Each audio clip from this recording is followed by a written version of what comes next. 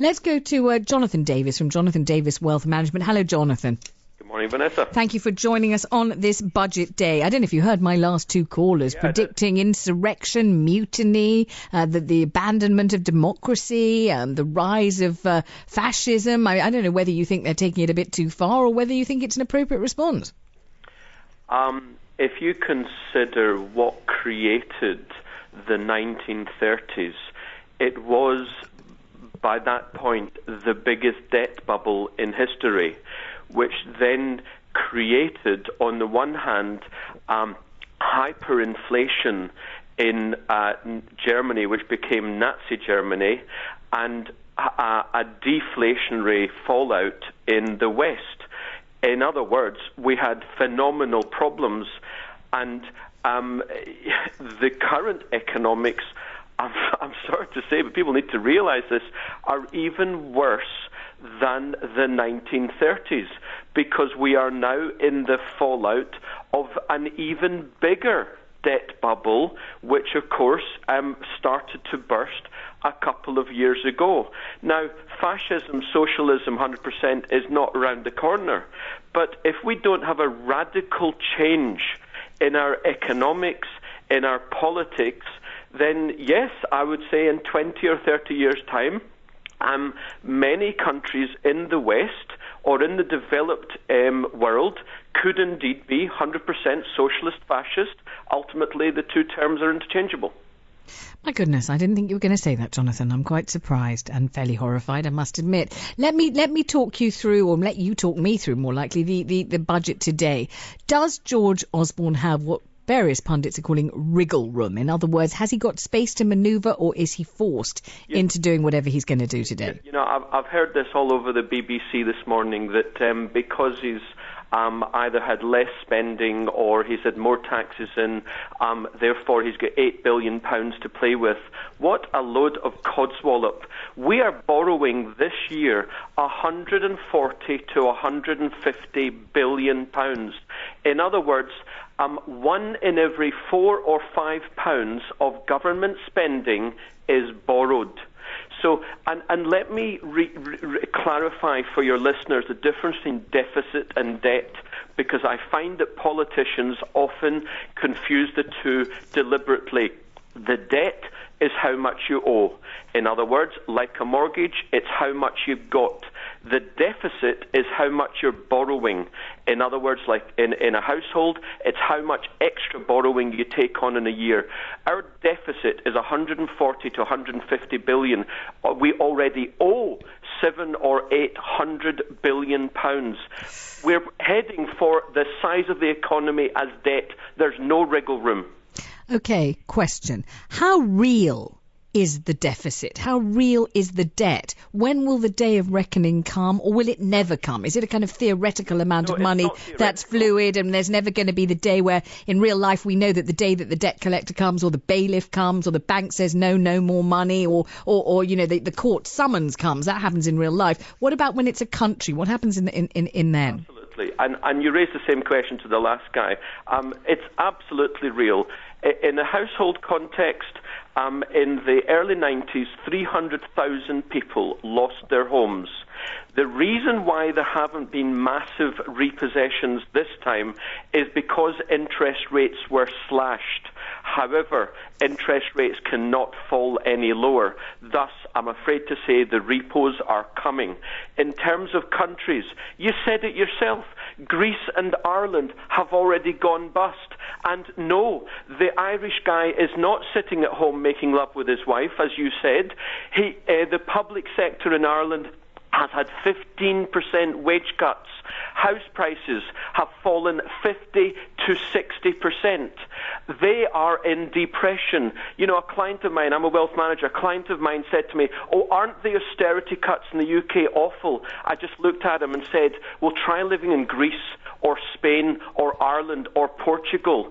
We will encounter the same problems of severe austerity that all those other countries are experiencing, but I would suggest to you it won't happen until after the next election, because that's when our debts will be due to be repaid. So when are we talking about? How many years from now? 4? 3, 4? We have an average duration of government debt of about 5 or 6 years. So, in other words, the next election is 2015. I think it's fair to say that after the election, our interest rates are going to rise significantly, and you just know what that's going to do to the economy. So, Jonathan, how in practice does it work? Does somebody come and knock on George Osborne's door if he's still Chancellor then and say, right, come on, hand over the cheque? How does it work? No. We borrowed money a few years ago for, say, 10 years. And we're borrowing money every other week as it happens, and each time we borrow, we say it's for 2 years, 5 years, 10 years, or 30 years, or whatever. And quite simply, those debts come due. So what do governments do decade after decade? They don't repay the debts, they borrow more. They call it inflation. They borrow more, they repay the last lot, and they borrow more. The problem is we are at the end of the line. We have borrowed so much now, and I'm not just talking about the UK, practically every country. We have borrowed so much now that the lenders, when they start to be concerned that they're not going to get their money back, they don't say, we're not going to lend you more money. They say, we will lend you, but because we have concerns about the state of your finances, we're going to lend it at a higher rate of interest. Now, we as a country for the last few years have had the luxury of being able to borrow at about 3 or 4%. I tell you, in Europe, they are paying 8, 10, 12% because their duration of debt is pretty imminent.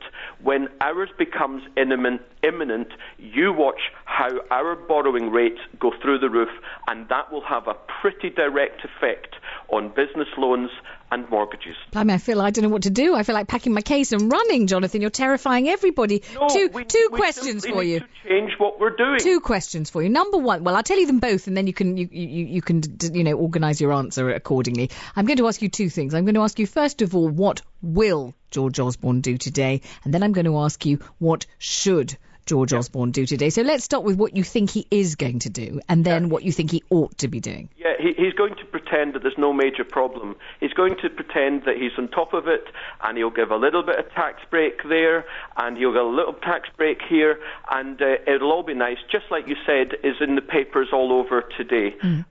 Well, there is a great problem. It's the biggest problem since the 1930s. What should he do is radically alter his policies. And when I say his policies, it doesn't matter what colour of politician we're talking about, whether it's left or right. They're actually not doing a great deal different between themselves, even though they pretend they are. What they should do is change the tax system. We should move from taxing production and wealth creation, in other words, income taxes, capital gains taxes and inheritance taxes and corporation taxes, to property taxes, because property creates no wealth on a net basis. Your property could go up £300,000, but if you want to move, you've got to spend an extra £300,000. You haven't increased your wealth. Secondly, we should let the banks fail. That, as your previous caller said, that is the principal problem in our economics. The banks are taking away the taxpayers' money hand over fist. Thirdly, 2 other points. Thirdly, we should split the investment banks in Canary Wharf from the retail banks. I think it's an outrage that if you deposit £1,000 in your local high street branch of whatever bank it is, it's immediately in the global markets. That's an outrage. And finally, and this is the one that will get your listeners' heckles up, we should cut public sector spending aggressively. We're only scratching the surface. Well, I can't say it's been delightful talking to you, Jonathan. I mean, you as a human being are charming. Your sentiments are perfectly terrifying, aren't they? We have no option. I tell you, we are, as I say, whether it's Labour or Tories or Lib Dems, they have gone down route A, which is 20-year depression. Route B is a 3-year hard recession from where as the previous guy said, we could then be like Germany. We could actually start making things and making real profits. What we have is an illusory economy which is in a 20-year depression. People need to get real. We need to have pain in order to have gain. Okay, very, very last question. Do you think there's any real danger that this country, the United Kingdom, could go bankrupt? Oh, absolutely. There's no question. Do you think it will happen? We are as in an indebted situation as Greece or Ireland or America. The only difference, as I say, is that the European countries' debt was due earlier than ours. Ours will become due in a few years' time. It's as simple as that. Do you think that we are being diverted with lovely, gorgeous circuses like the royal wedding and the Olympics from the real picture? Oh, absolutely. And X Factor and Simon Cowell, fine, great, all, that's fine. But people have forgotten that the reason why for the last 10 or 20 years we've had any economic growth whatsoever is not because we have a strong economy, it's because we increased debt. When will people, indeed, when will the media wake up to reality? Blimey, Jonathan, thank you. That's about as much of Jonathan Davis as we can take, I think, in one morning. Jonathan Davis there from Jonathan Davis Wealth Management, taking your calls in reaction to what he's had to say, of course.